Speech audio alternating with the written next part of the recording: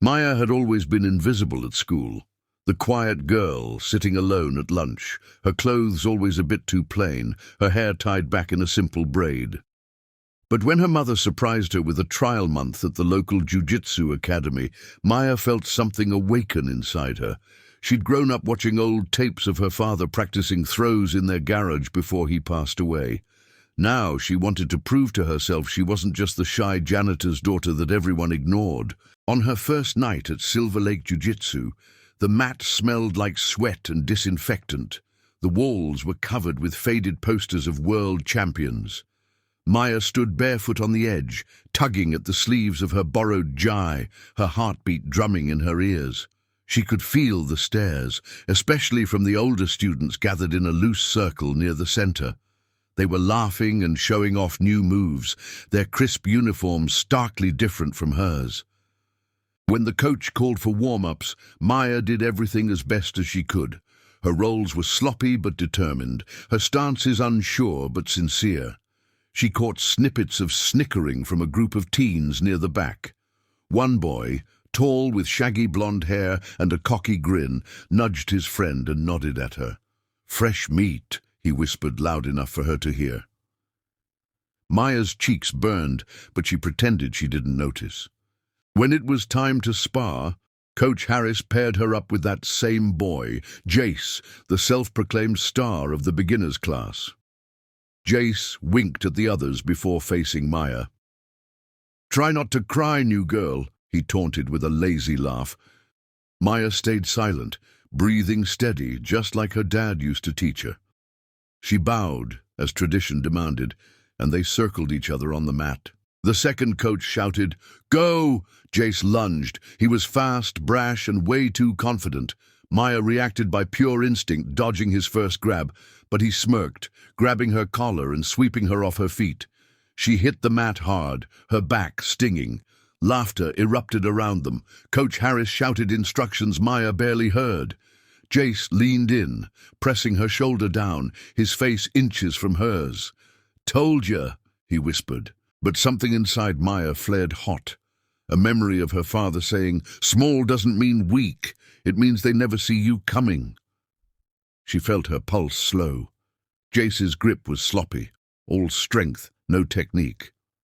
She shifted her hips, wedged her knee in and hooked her foot behind his leg. Using his own momentum, she rolled them both sideways, her hands gripping his sleeve tight. For a split second, Jace's eyes widened. He lost his balance. Maya used every ounce of leverage she had, flipping him onto his back and scrambling into a dominant position. The laughter turned into stunned silence as she locked in her grip. Her arms trembled with effort, but she didn't let go. Jace squirmed under her, but the more he thrashed, the tighter her hold became. Coach's voice rang out, surprised but impressed. "Finish it, Maya," he shouted. She didn't hesitate. She tightened her hold, found her footing, and squeezed. Jace tapped the mat, red-faced and panting. Maya let him go, rolling back onto her knees, her breathing ragged but eyes fierce. For the first time the whispers weren't laughter. They were shock. Maya sat on the edge of the mat, her heart pounding so loud she could barely hear the voices around her. Jace scrambled to his feet, avoiding her eyes as he brushed dust off his GI. The same group of students who had laughed at her just minutes ago now looked at her like she was someone entirely different.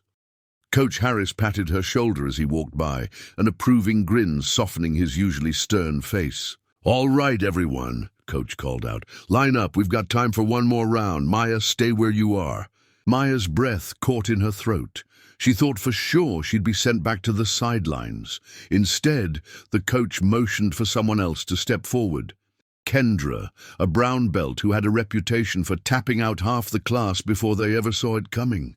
She was lean, powerful, and precise. Kendra raised an eyebrow as she looked at Maya. "You sure about this, Coach?" she asked, half amused. Coach Harris nodded. "She's got heart. Let's see what else she's got." As Kendra knelt across from Maya, the gym grew quiet again. Even Jace, still rubbing his bruised pride, watched with an uneasy curiosity. Maya pressed her palms together, bowing to Kendra, who returned it with a smirk. The second they moved, Maya felt the difference. Kendra wasn't careless like Jace. Her grips were solid, her balance unshakable. The first minute was a blur of failed sweeps and near holds. Maya's lungs burned. Twice Kendra nearly had her pinned flat, but Maya wriggled out each time, her body running on pure instinct, and the echo of her dad's voice reminding her, "Flow, don't force." Then came the moment she'd waited for. Kendra pushed for a quick finish, shifting her weight for a chokehold. It left her arm exposed just long enough for Maya to slip free, hook her leg around Kendra's, and pivot to her back. The gym seemed to hold its breath as Maya locked her arm under Kendra's chin. Kendra fought hard, elbows digging at Maya's ribs, but Maya's grip tightened with a quiet fury. Her muscles screamed in protest, but she squeezed, her breath steady as her father's old lessons replayed in her mind. Kendra tapped. It was small, a single slap on Maya's arm, but it felt like thunder cracking through the silent hall. Coach Harris broke into a wide grin. The students stared in open-mouthed awe. Maya released Kendra gently and rolled back, sweat dripping into her eyes. She looked up at the lights overhead, fighting back tears that were equal parts disbelief and pride. When she stood, the same kids who'd mocked her now stepped aside, nodding, some even clapping softly. Jace met her eyes from across the mat.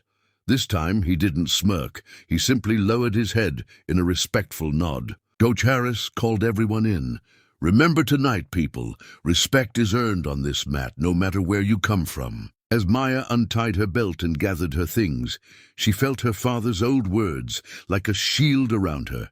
"They'll never see you coming until they do." Tonight, they saw her, and they'd never forget.